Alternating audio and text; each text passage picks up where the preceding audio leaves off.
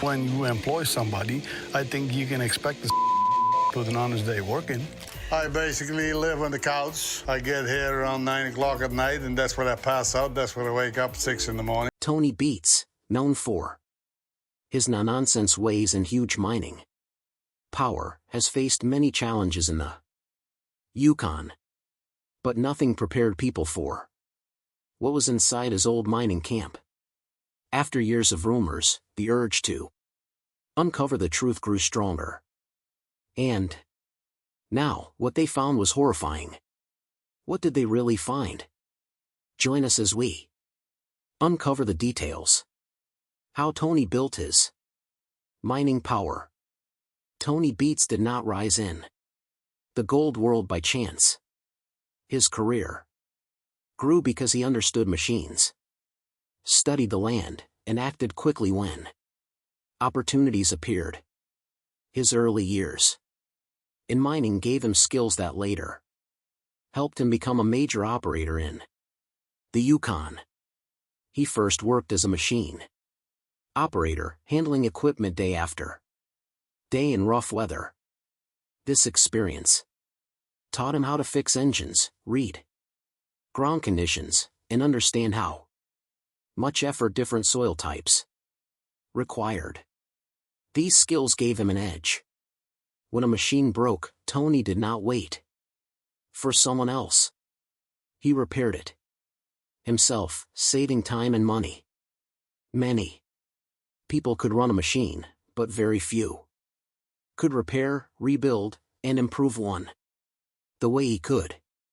This practical knowledge helped him rise from worker to owner. Over time, Tony began to acquire mining claims that would later become well known on television. Some of the most important claims he developed include Paradise Hill, Indian River, and Clear Creek. Each site carried its own challenges.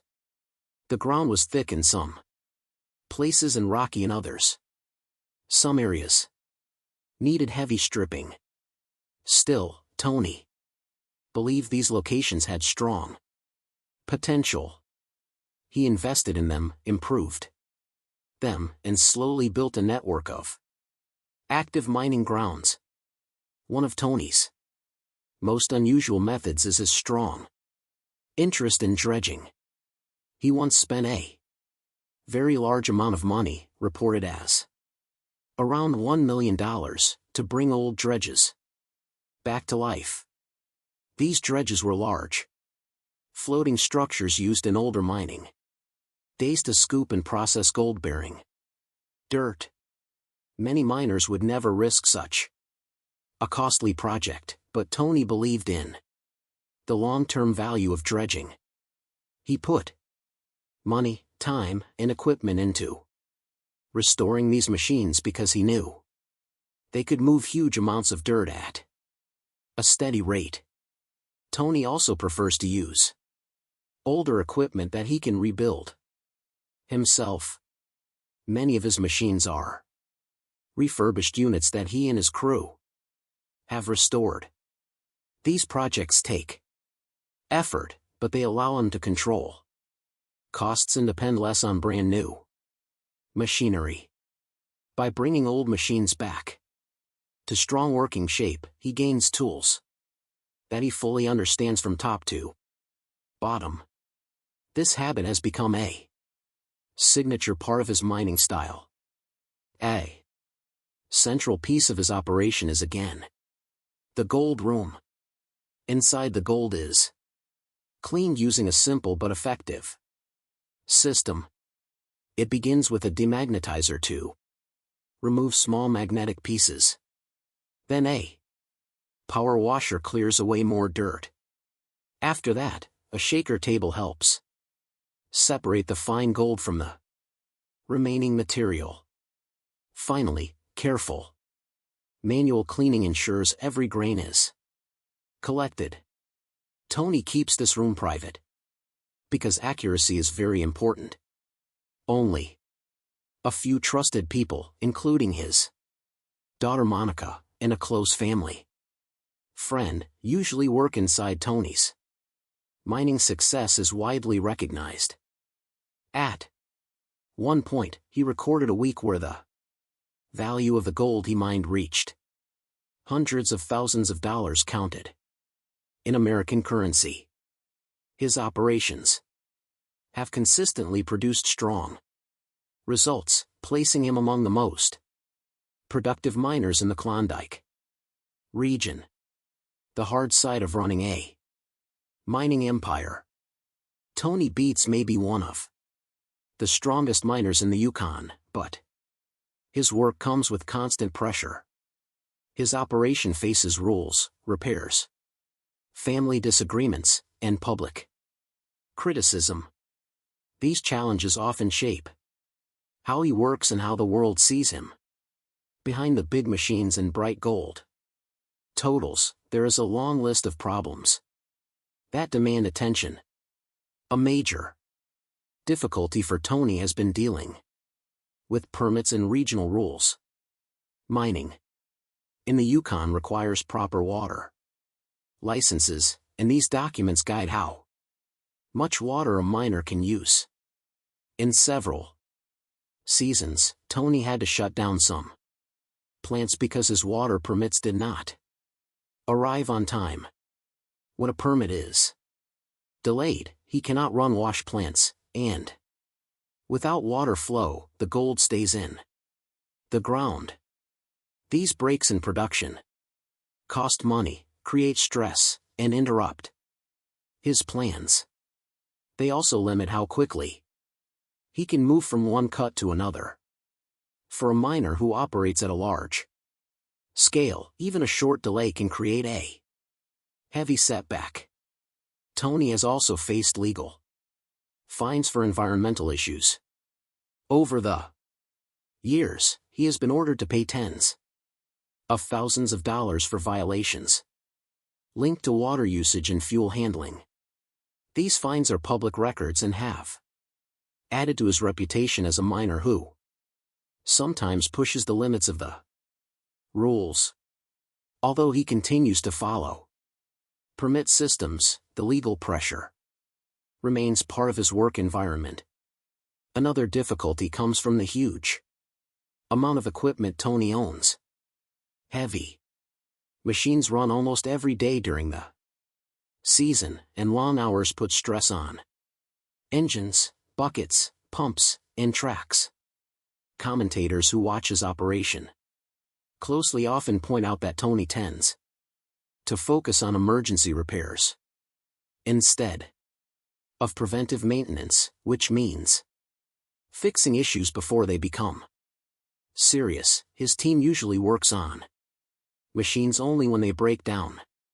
This approach can keep machines running in the short term, but it can also lead to sudden failures that stop production. In many of his mining areas, people have noticed what they call machinery graveyards. These are places on his claims where old machines sit unused. They include trucks, excavators, loaders, and other units that are no longer needed or too costly to repair. Former workers and viewers have discussed these sites for years. They show how much equipment Tony has gone through and how large his operation is. These piles of machinery also reflect the rough nature of mining work in the Yukon, where tough land and long seasons wear down even the heaviest units.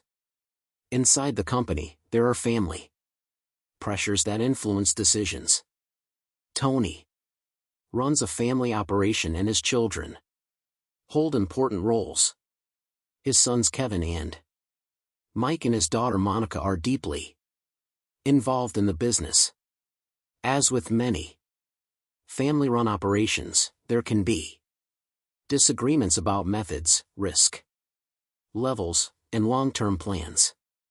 Online discussions often mention that Tony maintains a strong hierarchy, and his children follow his lead, even when they have different ideas. This structure can create tension, especially when younger members feel ready for more responsibility or want to introduce new approaches. At the same time, Tony's public image is shaped by the Gold Rush series. However, many fans believe that the show does not reveal the full size of his operation. They suggest that Tony owns more equipment, handles more ground, and operates on a larger scale than what is shown on television. This belief adds a layer of mystique as people try to imagine the full reach of his mining empire. There are also discussions about how much of the show represents real mining work. Some viewers argue that parts of the program simplify or dramatize the process. They say certain scenes are structured to make the story clearer for television. These critiques do not confirm that anything is false, but they do raise questions about what viewers see versus what actually happens behind the scenes. These challenges, rules, repairs, internal pressure and public debate show that running a major mining company is never simple. Tony deals with them season after season while trying to keep his operation strong. And now the question becomes clear. If all these pressures kept building, how did they affect his older camps in the areas he no longer works today?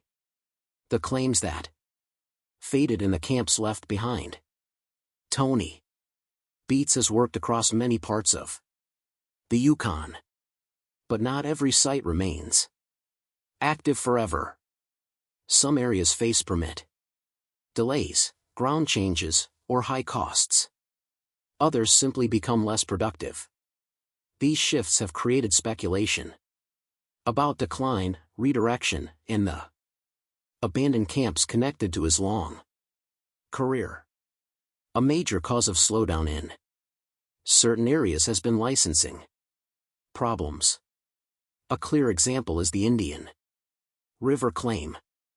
In some seasons, Tony was unable to mine there because he did not have the required water license. Without that license, he could not run his wash plants or move forward with stripping and digging. Water rights are essential in the Yukon, and losing them, even for a short time, can shut down an entire site. For a miner with a large operation, this risk is always present. Water struggles appear in several seasons for Tony because his plants require strong water flow to process dirt. Any restriction forces the work to stop. These interruptions push him to move equipment to other claims or pause reduction entirely. It also means he must rely more heavily on his other active grounds.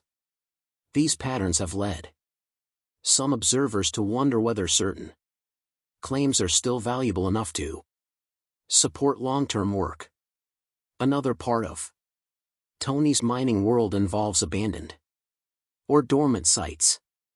In one clip, Tony revisits a claim that had not been touched for roughly 3 decades. The area had old ground, untouched cuts, and signs of early mining days. This visit showed how much land he has access to, and how many places remain unworked. It also highlighted the number of opportunities he has postponed because of resources, manpower, or permit limits. Across his properties, there are also collections of old equipment. These machinery piles include excavators, bulldozers, wash plant parts, and trucks that are no longer used. Some were damaged, others became too costly to rebuild. These sites are often called equipment graveyards, and they show the long history of his mining work. Each Machine once played a role, but is now left behind as the focus shifts to newer grounds.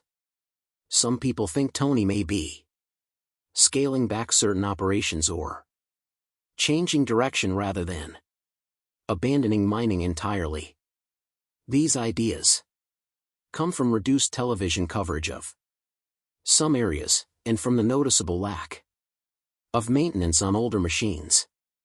While these views are not confirmed, they reflect a growing belief that he might be directing more attention toward only his richest claims.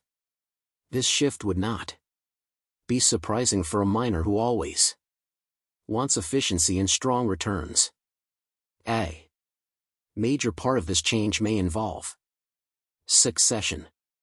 Tony's children, especially Kevin and Mike, are taking on larger roles in the company.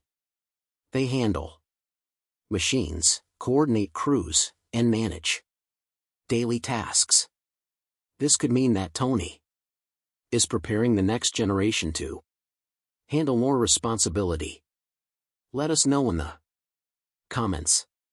And don't forget to like, share, and subscribe for more updates just like this.